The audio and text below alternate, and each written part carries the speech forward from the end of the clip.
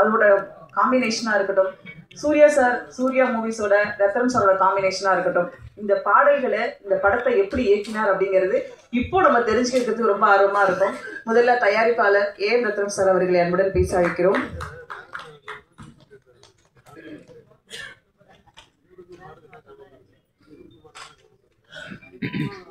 அனைவருக்கும் வணக்கம். இப்படி ப்ரெஸ் பீப்புள் இப்படி என்ஜாய் பண்ணது நான் பார்த்ததே இல்லை. இவ்வளோ வருஷம் கழித்து கண்டிப்பாக மக்கள் ரசிப்பாங்கன்னு சொல்லி நம்பிக்கையில் தான் இந்த ரீரிலீஸ் ப்ரெஸ் மீட் வச்சு உங்களுக்கு எல்லோருக்கும் காமிச்சிட்டு ட்ரைலர் கட் பண்ணி புது படமாக ரிலீஸ் பண்ணுறோம். இந்த படத்தை எப்படி தயாரித்தோம், சூர்யா நான் எப்படி சந்தித்தேன், எப்படி உருவாயிடுச்சு, அது இப்போ எனக்கு எல்லாம் ஞாபகம் வருது. ஆக்சுவலி சூர்யா வந்து இதுக்கு முன்னாடி வாலி படம் பண்ணார். எடிட்டர் விஜயன் சார் சொன்னார், வாலி ரொம்ப நல்லா வந்திருக்கு, அஜித் சார் அவருக்கு வண்டி வாங்கி கொடுத்துருக்காரு அப்படின்னு சொன்னால் அந்த படம் நான் பார்க்குறேன், படம் போட்டால் சொல்லுங்கன்னு சொன்னேன்.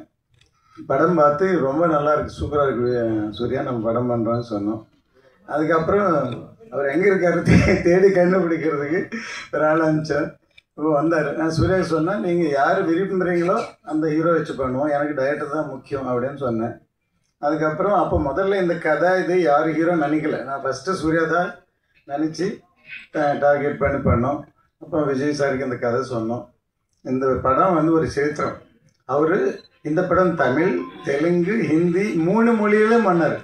ஒரு டைரக்டர் கண்டினியூஸாக இதில் ஒரு 3 வருஷமாக சூர்யா அதுக்கு மேலே வாழ்ந்தார். ஃபஸ்ட்டு இது பண்ண உடனே இது பண்ணுறதுக்கு ஷூட்டிங் முன்னாடியே நாங்கள் பவன் கல்யாண் சாருக்கு அண்டர் ப்ரொடக்ஷனில் முதல்ல போய் அவர் கதை சொன்னோம். அவருக்கு ரொம்ப நல்லா பிடிச்சிருந்தது.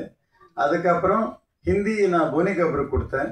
அப்புறம் நான் போனி கபூர் சொல்லி சூர்யா பண்ண நல்லா இருக்குன்னு சொல்லி ஸோ கண்டினியூஸாக 3 படம் அவரே 3 லாங்குவேஜ்லாம் அவரே பண்ணார். படம் பார்க்கும்போது ஜோதிகா பார்த்தாலும் பூமிகா பார்த்தாலும் சூர்யா தான் தெரியும். அவர் எக்ஸ்ப்ரெஷன்ஸ், அவர் வாணி, அவர் இது அப்படியே அவங்க அப்படியே காப்பி பண்ணாலே போகிறோம். ஜோதிகாவுக்கு இது டெபியூ ஃபிலிம், ஹீரோயினாக தமிழில் அவங்க நடிப்பு வந்து அவ்வளோ நல்லா சிறந்த, சூர்யாவுக்கு சொல்ல தேவையில்லை. பூமிகா செலக்ட் பண்ணும்போது பார்த்தோம், பூமிகா ரொம்ப சாஃப்டாக இருக்குது, ரொம்ப இதாக இருக்குது, எப்படியும் நடிக்குமான்ட்டு நான் சொன்னேன், சூர்யா கண்டிப்பாக வேலை வாங்கிடுவார் அப்படின்னு சொல்லி பண்ணோம். இந்த சாங்ஸ் வந்து இந்த மியூசிக் பார்த்தீங்கன்னா இது வரைக்கும் தேவா மியூசிக் மாதிரியே தெரியாது. இது தெரியும் படம் பார்த்தோம். அப்போ அவங்க 3 பிரதர்ஸ் சேர்ந்து இருந்தாங்க. சில படங்கள் அப்படி டைரக்டருடைய டேஸ்ட்டு அமையறதும் காட் கிஃப்ட் இதெல்லாமே இருக்கும் கண்டிப்பாக. இந்த படத்துக்கு நான் வந்து டாப் ஆங்கிள் லவ் ஸ்டோரின்னு பேர் வச்சுருக்கேன். எப்படின்னா முதல்ல சொல்லிடுறார் டைரக்டர், இங்கே கல்கட்டாவில் ஒரு பையன் பிறந்தான், இங்கே ஒரு ஊரில் ஒரு பொண்ணு வந்தது, இவங்க 2 பேர் சேர போகிறாங்கன்னு முதல்ல கடவுள் டிசைட் பண்ணிட்டாருன்னு சொல்லிட்டாரு. சொல்லிவிட்டு எப்படி சேர போகிறாங்கிறதான் கதையை முதல்ல சொல்லிவிட்டு சேர போகிறாங்கன்ட்டு. ஸோ அது எவ்வளோ இன்ட்ரெஸ்டிங்காக இருக்குங்கிறது. ஆக்சுவலாக இந்த படம் வந்து விஜய் அந்த டைமில் மாஸ் ஹீரோ, இதில் ஃபைட்டே இல்லை, ரொம்ப சாஃப்டான படம் பண்ணோம். அவர் சொன்னார், விஜய் நல்லா இருக்கு, எனக்கு ஒரு 2 ஃபைட்டு பண்ணுங்க அப்படின்னு சொன்னார். ஆனால் சூர்யாவுக்கு வந்து ஃபைட் வைக்கிறது இஷ்டம் இல்லை, ஆக்சுவலி லவ் ஸ்டோரி அப்படின்ட்டு. சார் நான் ஒரு நாள் டிஸ்கஸ் பண்ணியிருந்தேன், படம் நல்லா வருதுன்னு அவரும் போஸ்ட் பண்ணல. படம் முடிஞ்சிச்சு, ஃபஸ்ட் காப்பி வந்துடுச்சு, ரிலீஸ் உதயம் தேட்டரில் ப்ரிவ்யூ நடக்குது. நான் டெலிவரி போய் பால்கனில் நின்று பார்க்குறேன். பார்க்கும்போது விஜய் ஃபேன்ஸ் எல்லாம் பெரிய பெரிய ஸ்டார் கட்டுறாங்க. இந்த கதை ஓகே பண்ணும்போது படம் எடுக்கும்போது இல்லாத ஒரு ஃபீலிங் கூட இல்லாமல் பண்ணுவேன். அந்த நிமிஷம் எனக்கு கால் அப்படியே நடுங்கிடுச்சு. ஏன்னா அவங்க பயங்கரமாக எக்ஸ்பெக்ட் பண்ணுறாங்க போல் இருக்கு. இது ஒரு மாஸ் ஃபிலிம் நினச்சா, நான் இந்தியன் மாதிரி படம் பண்ணேன், இது ஒரு லவ் ஸ்டோரி, ஒரு இகோ, ஒரு இடுப்பு பார்க்குறது ஒரு இகோ லவ் ஸ்டோரி, எப்படி ரியாக்ட் பண்ணுவாங்களான்னு பயம். அந்த நிமிஷம் எனக்கு பயம் வந்துடுச்சு ஆக்சுவலாக. ஆனால் படம் அதே தியேட்டரில் மார்னிங் பார்த்தேன். ஃபஸ்ட்டு சீனுக்கு அப்புறம் கனெக்ட் ஆகிட்டாங்க, கிளாப் சைடு சூர்யா படம் ஹிட்டுன்னு சொல்லிட்டேன் நான். ஸோ அது தமிழில் ஹிட் ஆச்சு, ஹிந்தியில் ஹிட் ஆச்சு. இப்போதுக்கும் இந்த சாங்ஸ் பார்த்து நீங்கள்லாம் ஒன்ஸ் மோர் சொல்கிற அளவுக்கு இத்தனை வருஷம் ஒரு லைஃப் இருக்குது இந்த சாங்க்கு. ஸோ இந்த படம் கண்டிப்பாக திருப்பி இப்போ ரீரிலீஸில் என்னென்னா, நான் லேட்டஸ்ட்டாக பார்த்தது இந்த படம் எல்லாமே, என் படங்கள் எல்லாமே ஃபிலிமில் ஷூட் பண்ணோம். இப்போ இதில் பார்க்கலாம், மீடியாவில் பார்க்கலாம், சோஷியல் மீடியாவில் பார்க்கலாம், தியேட்டரில் பார்த்து தியேட்டர் எக்ஸ்பீரியன்ஸ் இப்போ இருக்கிற ஜென்ரேஷனுக்கு இல்லை. இப்போ முதல் வாட்டி இதை டிஜிட்டலாக கன்வெர்ட் பண்ணி 4Kல ரிலீஸ் பண்ணுறதுனால இப்போ நீங்கள் ரசித்த மாதிரி ஃபேன்ஸ் எல்லாருமே வந்து தியேட்டரில் என்ஜாய் பண்ணலாம். அந்த தியேட்டர் எக்ஸ்பீரியன்ஸ்க்காக தான் ரீரிலீஸ் படங்கள் நல்லா போகுது. இப்போ பார்க்குற சந்தர்ப்பம் இல்லைல்ல. இப்போ லாஸ்ட் டைம் கில்லி பண்ணோம். கில்லி இந்தியாவிலவே ஃபஸ்ட்டு ரீரிலீஸில் பிக்கெஸ்ட் ஹிட்டு. இப்போ அடுத்தது இப்போ குஷி பண்ணுறோம். கண்டிப்பாக இப்போவே இங்கே ரிசல்ட் இங்கே தெரிஞ்சிச்சாங்களே, கண்டிப்பாக பெரிய ஹிட்டானு நினைக்கிறேன். ஸோ நான் எப்போயும் இந்த அளவு பேசுனதில்லை. இப்போ மற்றதெல்லாம் சூர்யா தான் பேசுவார் எல்லாருக்கும்.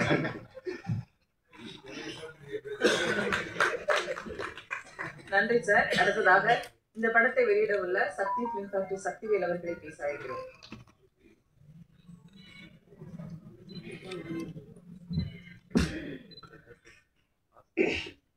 வணக்கம். செம எனர்ஜியா இருக்கு இந்த சாங்குக்கு பிரஸ்துகிட்டே இருந்து இருந்த வரவேற்பு. பிரஸ்துகிட்டேயே ஒரு வரவேற்பு வந்துருச்சுன்னா தியேட்டர்ல என்னவா இருக்குங்கிறத வந்து நினைச்சு ஒரு டிஸ்ட்ரிபியூட்டரா அவ்வளோ பெரிய சந்தோஷம். ஒவ்வொரு படத்தையும் வந்து என்னன்னா பிரஸ் பார்க்கும் பொழுது ஒரு தராசு வச்சுட்டே பார்ப்பாங்க. அது ஒரு வேலையாவே பார்ப்பாங்க. எனக்கு நான் நினைச்சது உண்டு, எனக்காச்சும் வந்து பிரஸ்ஸை சந்தோஷப்படுத்துற மாதிரி. அது என்டர்டெயின்மெண்ட் தானே, அவங்களுக்கும் அது ஒரு என்டர்டெயின்மெண்டா மாறாதா அப்படின்னு எல்லாம் சில பிரஸ் மீட் நினைச்சிருக்கேன். ஃபர்ஸ்ட் டைம் ஒரு பிரஸ் மீட்டு ஒரு ட்ரெய்லரையும் சாங்கையும் அது வந்து என்டர்டெயின்மெண்டா பார்த்தாங்க அப்படிங்கிறது வந்து மிகப்பெரிய ஆச்சரியமா இருந்துச்சு. அதுல ஹைலைட்டான விஷயம், ஒரு சாங்குக்கு ஒன்ஸ் மோர் கேட்டாங்க. அதுல எனக்கு அதெல்லாம் விட ரொம்ப ஹைலைட்டா இருந்தது, ஒரு சகோதரி கடைசியா ஒன்ஸ் மோர் அப்படின்னாங்க பாருங்க. அதுதான் வந்து பயங்கர ஹைலைட்டா இருந்துச்சு. இதை விட ஒரு படத்தோட வெற்றியை வந்து வேற எதுவுமே, ஏன்னா ஒரு பிரஸ் வந்து இன்னைக்கு வந்து பல லட்சம் பேருக்கு சமம். ஒரு பிரஸ்ல இருந்து இங்க 200 பிரஸ் இருக்காங்கன்னா ஒவ்வொருத்தரும் இங்க உட்கார்ந்துருக்க ஒவ்வொருத்தரும் பல லட்சம் பேருக்கு சமம். எனக்கு தெரிஞ்சு இந்த பல லட்சம் பேரோட வாழ்த்துக்களோட அவங்களையும் என்டர்டெயின் பண்ண ஒரு மிகப்பெரிய பிளஸ்ஸிங்கோட சார் மிகப்பெரிய வெற்றி வந்து காத்துக்கிட்டு இருக்கு அப்படின்னு நினைக்கிறேன். நான் இந்த சாங் பார்த்துக்கிட்டு இருக்கும்போது, கட்டிப்பிடிடா சாங் பார்த்துக்கிட்டு இருக்கும்போது விஜய் சார் வந்து அரசியல்லாம் வச்சிருக்காரு, அரசியல்லாம் வந்துட்டாரு. நான் வந்து கோரிக்கை கொடுக்கணும்னு நினைச்சேன் மும்தாஜ் மேம்க்கு. தமிழ்நாடுல இந்தியாவோட எந்த இடத்துல நீங்க இருந்தீங்கன்னாலும் குஷியோட ரீரிலீஸ்ல ஃபர்ஸ்ட் ஷோ வந்து தியேட்டர்ல பாருங்க. உங்க லைஃப்ல அப்படி ஒரு சந்தோஷத்தை அடைய மாட்டீங்க. அந்த அளவுக்கு பொதுமக்களால கொண்டாடப்படக்கூடிய ஒரு பாட்டா இருக்க போகுது. ஏன்னா இங்க பிரஸ்ஸே அந்த பாட்டை ஒன்ஸ் மோர் கேட்டுட்டாங்க. அதை விட வந்து இதுக்கு வந்து வேற எதுவுமே சொல்ல வேண்டியதில்லை. எனக்கு சும்மாவே வந்து எஸ்.ஜே. சூர்யா சார்னாலே ஒரு எனர்ஜி தான். ஒரு ஹார்ஸ் பவர்ல சொல்ற மாதிரி எஸ்.ஜே. சூர்யா சார் பவர்ல சொல்லலாம். இதுல கட்டிப்பிடிடா சாங்ல பாத்தீங்கன்னா இடையில ஹார்ஸோட சவுண்டு மிக்ஸ் பண்ணி வருது. எனக்கு நல்லா கனெக்ட் ஆச்சு. எஸ்.ஜே. சூர்யா நான் அதான் கேட்டுட்டு இருந்தேன், சார் இன்னைக்கே இந்த எனர்ஜினா 25 வருஷத்துக்கு முன்னாடி இந்த சாங் பண்ணும்போது நீங்க என்ன எனர்ஜில இருந்திருப்பீங்க அப்படின்ற மாதிரி தான் சார்ட்ட கேட்டுட்டு இருந்தேன். ரொம்ப ரொம்ப ரொம்ப சந்தோஷமான விஷயம். எஸ்.ஜே. சூர்யா சார் சொல்லிட்டு இருப்பாரு ஒரு 2 வருஷத்துக்கு முன்னாடியே, சார் இப்ப இல்ல ஒரு 5-6 இயர்ஸ்க்கு முன்னாடி பேசும்பொழுது ஒரு ஆர்டிஸ்டா ஒரு கலக்குவேன் சார் அப்படின்னே சொல்லுவாங்க. இப்படி இவ்வளவு கான்பிடண்டா சொல்லிக்கிட்டு இருக்காங்க அப்படின்ற மாதிரி எல்லாம் சொல்லி பார்த்துட்டு இருந்தேன். இன்னைக்கு வந்து இந்தியா பூரா கொண்டாடப்படக்கூடிய ஒரு நடிகர் எஸ்.ஜே. சூர்யா அப்படின்ற ஒரு பேர் போடும்போது தமிழ்நாட்டில் உள்ள ஒவ்வொரு சின்ன ஊர் குக்கிராமங்கள்ல வரைக்கும் கைத்தட்டல் கேட்குது. இந்தியா முழுதும் கொண்டாடப்பட்டுக்கிட்டு இருக்க ஒரு நடிகர். யாரா இருந்தாலும் என்னன்னா அது கம்ஃபர்ட் ஜோன்ல ஜாலியா ஒரு நடிகரா உட்காந்துட்டு இருப்பாங்க. ஆனா அவர் என்ன சொல்லி சொன்னாருன்னா, ஒரு 2 இயர்ஸ்க்கு முன்னாடி அவரை மீட் பண்றதுக்கான வாய்ப்பு இருந்துச்சு. சார் செம்ம பீக்ல நடிச்சுக்கிட்டு இருக்கேன், டைரக்டரா வந்து ஒரு அடிப்பேன் சார் அப்படின்னு அவரோட ஸ்டைல்ல. அதுக்கான முன்னோட்டம்னு நினைக்கிறேன். எஸ்.ஜே. சூர்யா சாரை வந்து ஆர்டிஸ்ட்ல இருந்து திருப்பி வந்து ஒரு டைரக்டரா வந்து நம்ம திருப்பி பாக்குறதுக்கான முன்னோட்டம்னு நினைக்கிறேன் இந்த குஷியோட ரீரிலீஸ். ஏஎம் ரசூல் சார் சொல்லவே வேண்டியதில்லை. நான் மதிக்கும் மிகப்பெரிய தயாரிப்பாளர். ஒரு இசையில இளையராஜா சார் சொல்லணும்னா தயாரிப்பாளர்ல நான் ஏஎம் ரத்னம் சாரை சொல்லுவேன். அவரை விட ஒரு பேஷனா, அவரை விட ஒரு டெடிகேஷனா, அவரை விட ஒரு கான்ஃபிடென்ட்டா ஒரு ப்ராஜெக்டை எடுத்துக்கொண்டு போய் எப்படி வந்து அத்தனை வருஷத்துக்கு முன்னாடி ஒரு இந்தியன் பண்ணியிருப்பாரு அப்படின்னா இப்ப நினைச்சாலும் இது அவர் ஏதோ வந்து 1-2 ஹிட்டு கொடுக்கல, கொடுத்தது எல்லாமே ஹிட்டு. இந்தியன் ரன்னு, தூளு, கில்லி, குஷி, அவரோட ஹிட் லிஸ்ட் எடுத்துட்டு போனீங்கன்னா இது இங்க மட்டும் இல்ல, தமிழ், தெலுங்கு, பேசிக்கா வந்து சார் ஒன்று சொல்லிட்டே இருப்பாரு, ஒரு ப்ரொடியூசருங்கிறது வந்து வெறும் ப்ராஜெக்ட் அசம்பிளரா இருக்கக்கூடாது, மேக்கரா இருக்கணும் அப்படிம்பாரு. ரியல் மேக்கர் எத்தனையோ தமிழ் படங்களை கொண்டு போய் ஆந்திராலேருந்து உள்ள படங்களை வந்து இங்க தமிழ்லையும் எடுத்துட்டு வந்து, தமிழ் படங்களை விட தெலுங்குல வந்து அவர் எழுதின சாங் வந்து தமிழ்ல ஹிட் ஆனதை விட அதிகமான ஹிட் வந்து பேசப்பட்டுக்கிட்டு இருக்குது. ஹிந்தி வரைக்கும் போய் பெரிய லெவல்ல கொடி நாட்டிக்கிட்டு வந்த ஒரு தயாரிப்பாளர். அந்த தயாரிப்பாளரோட ஒவ்வொரு, இப்போ நான் கில்லி ரிலீஸ் பண்ணோம், கில்லி வந்து ஆல் இண்டியா லெவல்ல ஒரு ரெக்கார்ட் செட் பண்ணுச்சு. ரீரிலீஸ்ல வந்து அந்த படத்தை வந்து டச் பண்ண முடியுமா அப்படின்னு அண்ணாந்து பார்க்குற அளவுக்கு ஒரு மிகப்பெரிய கலெக்ஷனை கொடுத்துச்சு. நம்ம ரிலீஸ் பண்ண ஒவ்வொரு தியேட்டருமே வந்து திருவிழா மாதிரி கொண்டாடப்பட்டுச்சு. எனக்கு தெரியும் அந்த அந்த அந்த ரிலீஸுக்கு ரத்னம் சார், நான் கில்லியோட ஃபர்ஸ்ட் ரிலீஸ்ல நான் இருந்திருக்கேன். அந்த கில்லி படத்தோட ரிலீஸ்க்கு ரத்னம் சாரோட எஃபர்ட் என்ன, எந்த அளவு கான்ஃபிடென்ட்டோட அவ்வளோ பெரிய பட்ஜெட்ல அன்னைக்கு அந்த படத்தை பண்ணாங்க அப்படிங்கிறது வந்து எனக்கு தெரியும். அந்த படத்தோட வெற்றி அன்னைக்கு அவருக்கு கிடைச்சதை விட, சாருக்கு கிடைச்சதை விட, இன்னைக்கு ஒரு வருஷத்துக்கு முன்னாடி அவங்களுக்கு வந்து திருப்பி அது வந்து பண்ணுதுன்னா, என்னைக்கும் நம்ம பண்ண உழைப்பு, நம்மளோட டெடிகேஷன் ஒழுங்கா இருந்துச்சுன்னா நமக்கான சன்மானமோ வெற்றியோ அது வந்து கிடைச்சே தீரும் அப்படிங்கிற மாதிரி. அது மாதிரி அடுத்ததா வந்து குஷியை கொண்டாந்து ரிலீஸ் பண்றாங்க. ரிலீஸ் பண்ணா எனக்கு வந்து என்னன்னா, ரிலீஸ் படங்கள் நிறைய பண்ணிக்கிட்டு இருப்பேன். ரிலீஸ் படங்கள் பண்ணிக்கிட்டு இருக்கும்போது ஃப்ரெண்ட்ஸுங்க வந்து வாழ்த்து சொல்லுவாங்க, இந்த படம் எடுத்திருக்கேன், நல்ல படம் அப்படின்லாம். நான் எனக்கு என்ன மாதிரி எனக்கு வாழ்த்துக்கள் வருமோ அதை விட பல மடங்கு கில்லிக்கும், அதை விட அதிகமாக குஷிக்கும் எனக்கு வந்துச்சு. எனக்கு அப்பவே வந்து அதோட சக்சஸோட மீட்ரு தெரிய ஆரம்பிச்சிச்சு. அந்த மாதிரி தான் இது வந்து என்னன்னா, ஒரு காலம் கடந்த ஒரு படமாகவே நிற்கிது. ஒரு குஷியை பொறுத்த வரைக்கும் ஒரு 2000 சொல்லும்போது சொல்லுவாங்க கம்மிங் ஆஃப் ஏஜ் ஃபிலிம் அப்படின்னு சொல்லிட்டு. நான் சொல்கிறேன் 2025 இயர்ஸ் கழிச்சும் இது கம்மிங் ஆஃப் ஏஜ் ஃபில்மாக தான் இருக்கும் அப்படின்னு நான் நினைக்கிறேன். இன்னைக்கு உள்ள 2K கிட்ஸ், சென்சி கிட்ஸ் யார் பார்த்தாலும் அவங்களாலையும் இந்த படத்தை வந்து ஒரு ஒரு ஒரு ஈகோவையோ அல்லது ஒரு அடம்பிடிச்ச கழுதையோ அவ்வளோ அழகாக ரிலேட் பண்ணிக்க முடியும் அப்படின்னு நினைக்கிறேன். கண்டிப்பாக எங்களுக்கு என்ன ஆசைன்னா, நிறைய இடத்துல வந்து மகளிருக்கான பிரத்யேக ஷோ போடணுன்ற மாதிரி ஆசைப்படுறோம். FDFSல வந்து மகளிர் ஷோ போடணுங்கிறதே வந்து எங்களோட பிளானு. அது என்ன மாதிரி ரெக்யர்மெண்ட் வருதுன்னு சொல்லிட்டு தமிழ்நாடு பூரா, ஏன்னா இது ஒரு செலிப்ரேஷனாக, ஒரு என்டர்டெயின்மெண்ட்டாக கொண்டாட்டம். அதாவது என்னென்ன, திருவிழாக்களே கொண்டாட்டம் தானே. நம்மெல்லாம் வந்து என்னென்ன, நம்மளோட மூதாதையர்கள் நம்ம எல்லாம் வந்து திருவிழாவிலே வாழ்ந்தோம். கூடி கொண்டாட்டமாக சந்தோஷமாக இருந்த நம்ம தானே. இன்னைக்கு நிறைய 2K கிட்ஸ்லையும் சென்சி கிட்ஸுக்கும் வந்து அவங்களோட படிப்பு விஷயமாகவும், அவங்களோட பிள்ளைங்களோட படிப்பு, அப்பாக்களோட வேலை சார்ந்து அது மாதிரி திருவிழாக்களை எல்லாம் அட்டன் பண்ண முடியாமல் இருந்திருக்கும். திருவிழாவை மிஸ் பண்ணீங்கன்னா குஷி ரீரிலீஸை மிஸ் பண்ணிடாதீங்க. அது ஒரு மினி திருவிழா மாதிரி தான் அந்த தேட்டரில். நீங்கள் ஒரு கான்செப்ட் மாதிரி இருக்கும். அப்படிதான் நாங்கள் எங்களுக்கு கிடைக்கக்கூடிய எல்லா இடத்துல இருந்து வரக்கூடிய வரவேற்பும் அப்படி தான் இருக்குது. இப்போது இந்த சாங் வந்து சமுதாயத்தில் ஏற்படுத்தின இம்பேக்ட் அப்படின்னு பார்த்தீங்கன்னா சாங்காவே இப்போ எனக்கு என்னென்னா, பாப்பு ஒரு பொண்ணு ஒன்று தான் பார்த்தேங்கிறது வந்து பாப்புங்கிறது வந்து எல்லாருக்கும் தெரிஞ்ச வரி. எனக்கு ஞாபகம் இருக்குது, நான் இப்போ எனக்கு சினிமாவுக்கு சம்மந்தம் இல்லை, என்னோட அண்ணன் பையனை வந்து நான் வந்து குட்டி பையனாக பிறந்தப்ப வந்து பாப்புன்னு கூப்பிட்டேன். அவன் கொஞ்சம் பெரிய பையனாக போனதுக்கு பிறகு அவனை பாப்புன்னு கூப்பிடுவேன். அது வந்து பாப்பு பாட்டோட இம்பேக்டு. இதை நான் சொல்லிக்கிட்டு இருந்தேன், அர்ஷத் பக்கத்தில் இருந்துட்டு சொல்லிட்டு இருந்தா, என்னோட அத்தை பொண்ணு அவங்க இப்போ வந்து MBBS முடிச்சிருக்காங்க, அமுதர்ஷினின்னு. அவங்க வந்து அரௌண்ட் 2000 பிறந்திருப்பாங்க போல. அந்த வீட்டில் அவங்களுக்கு நிக்நேம் பாப்பு. இந்த நிமிஷம் வரைக்கும் அவங்க டாக்டர் ஆகிட்டாங்க, வீட்டில் வந்து பாப்பு வந்தாங்க போனாங்க அப்படின்னு தான் சொல்லிக்கிட்டு இருக்காங்க.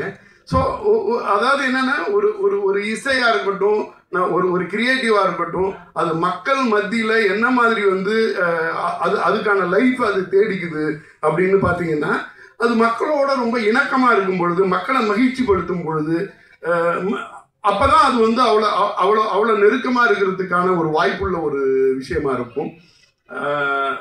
குஷி நிறைய நிறைய நிறைய வெற்றிகளை பார்த்துருக்குது. 175 டேஸ் வந்து பல திரையரங்கங்களில் ஓடுனது. 100 டேஸ் எத்தனை தேட்டரு, அதை எடுத்து போடும்பொழுது தளபதி ஃபேன்ஸ் எல்லாமே வந்து ரொம்ப ரொம்ப பாசிட்டிவான ஆட்கள். நான் ரீரிலீஸ்னு போட்டதுக்கு பிறகு அதுக்கு கீழே அழகாக டேட்டா எடுத்து போட்டிருந்தாங்க. அது 50 நாள் வந்து எத்தனை தேட்டரில் வந்து ஓடிச்சு, 100 நாள் எத்தனை தேட்டரில் ஓடிச்சு, 150 நாள் எத்தனை தேட்டரில் ஓடிச்சு அப்படின்னு சொல்லிட்டு அவங்களோட எனர்ஜியை நம்மளை வந்து இன்னொரு மடங்கு எக்ஸ்ட்ரா எனர்ஜியாக ஒர்க் பண்ண முடியுது.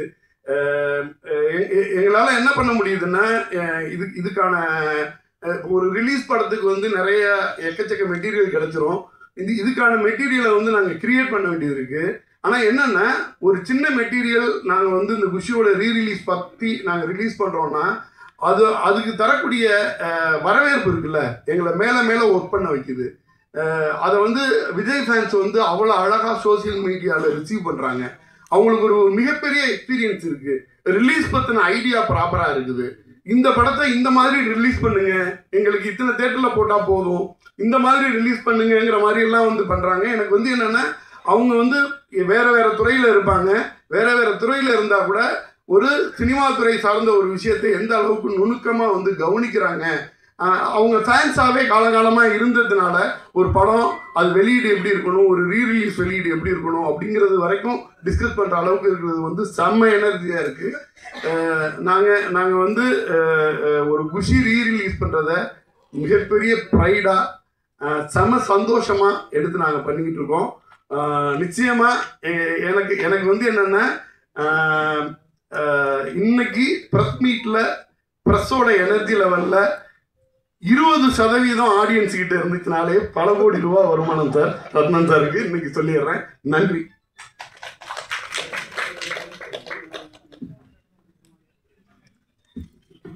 இப்போ பார்ட் 2 ட்ரெண்டு போகுது நடக்குது இப்போ இந்தியாவில். ஸோ குஷி பார்ட் 2 பண்ணலாம் எனக்கு தோணுச்சு.